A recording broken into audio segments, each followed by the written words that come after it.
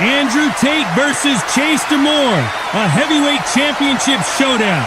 How will Tate perform after such a long break? There's been endless debate about his skills and resume. Is he really that good, or was his entire career a scam? Let's dig deeper. First, I'll review Andrew Tate's entire career, then break down his technique, do the same for his Atin kickboxing, doamnelor și domnilor, se luptă pentru Storm. Let's give it up in Luton, United Kingdom for Andrew Tate! He is the one that can see John Cena, hailing from Long Beach, California, introducing Chase DeMoor!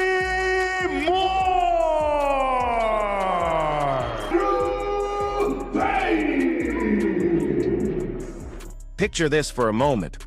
We're not looking at just another celebrity boxing match here. When Andrew Tate steps into the ring against Chase DeMoor, something feels completely different about the whole situation. There's a weight to this that other misfits fights haven't carried. The atmosphere is thicker, more intense. Here's the thing about Tate. Wherever he goes, the volume gets cranked up to 11. People don't just watch him casually. They either become completely invested or they tune out entirely. There's no middle ground with this guy, and that energy completely transforms how people see a fight before anyone even throws a punch. Think about what we're really dealing with here.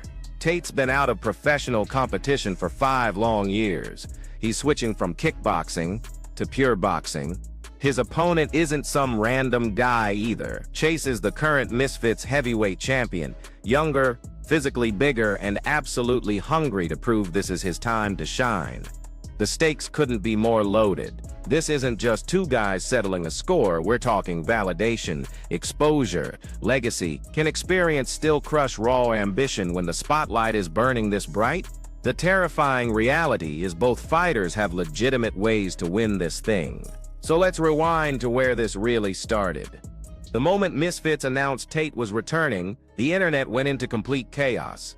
Half the people dismissed it as a money grab. The other half started digging up old footage, studying his kickboxing record, trying to figure out if the man can actually back up all that talk. Everyone wanted the same answer. Is Andrew Tate legitimately dangerous, or has his mouth written checks his fists can't cash? That question hangs over everything. Because Tate isn't walking in as some underdog story. People expect things from him. There are crowds waiting to tear him apart the second he shows any weakness.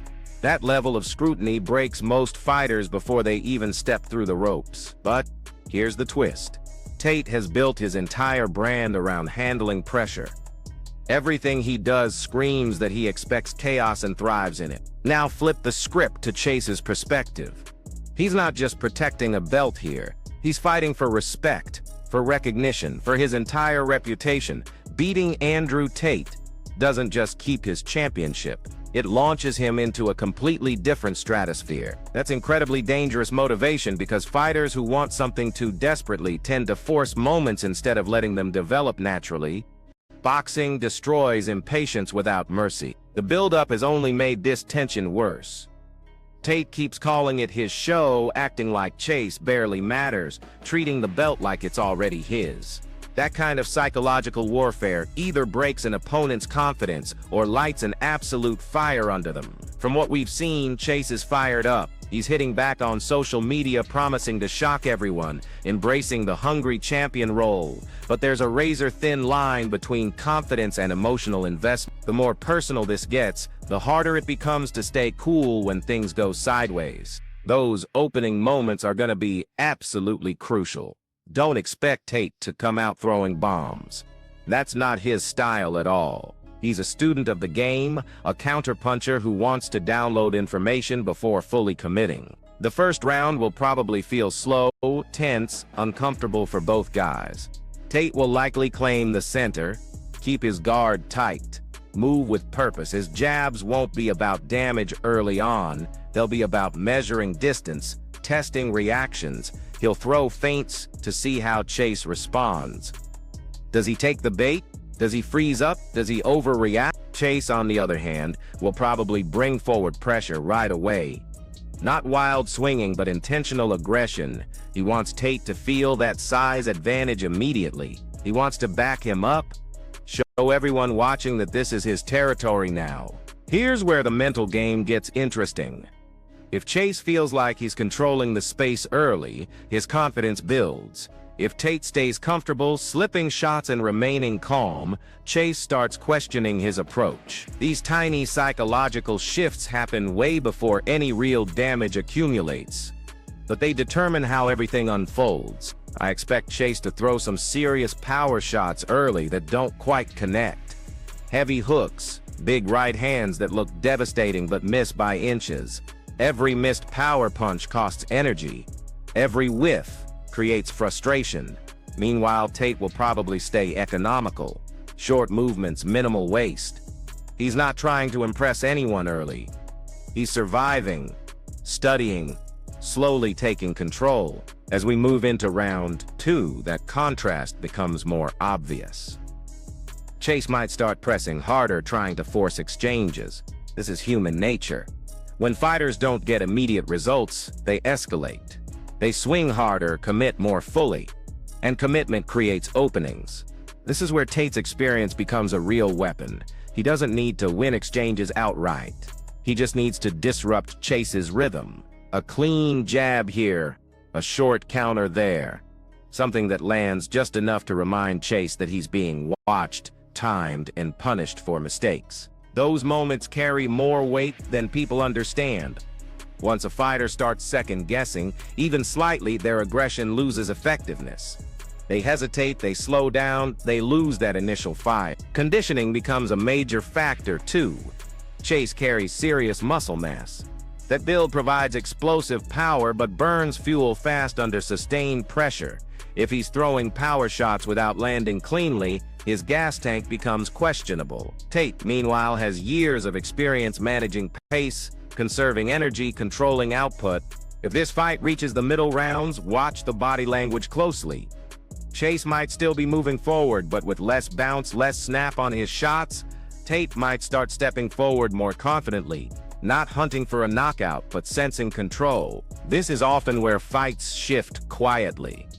No dramatic moment for the crowd to react to, just a gradual change where one fighter looks more comfortable and the other looks more desperate. That desperation leads to bigger swings, wider punches, defensive mistakes. If Tate finds success, it'll be in these moments.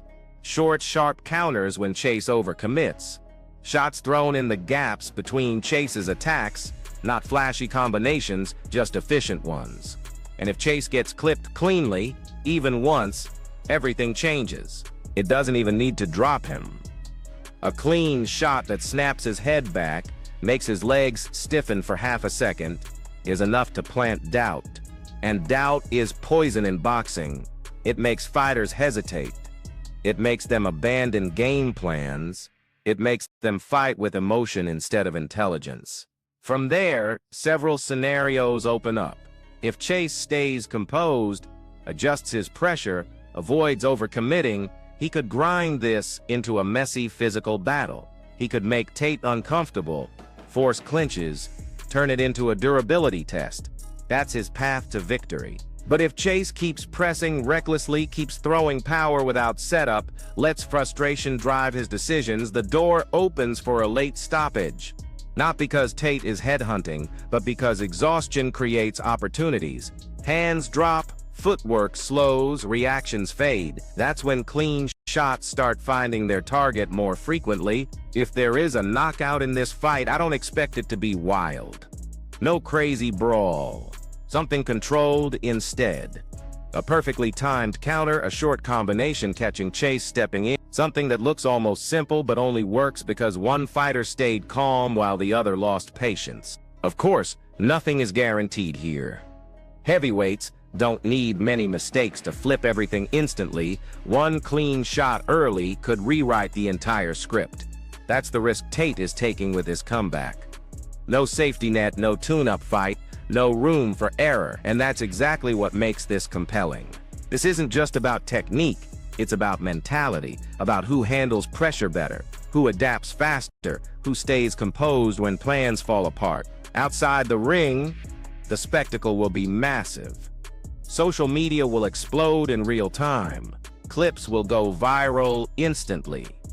Every round will spark debates, every expression, every exchange, every moment of body language will be analyzed to death. Here's what I want to leave you with. No matter how this ends, it's going to reshape Misfits boxing in a very real way.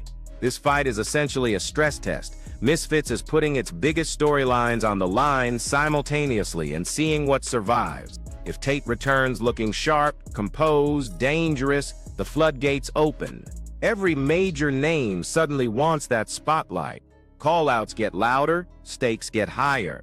The conversation shifts from questioning whether Tate belongs to asking who's brave enough to face him next. That transforms the landscape overnight. But if Chase proves he can handle the pressure, absorb the hype, impose himself against someone with far more experience, that's a completely different statement.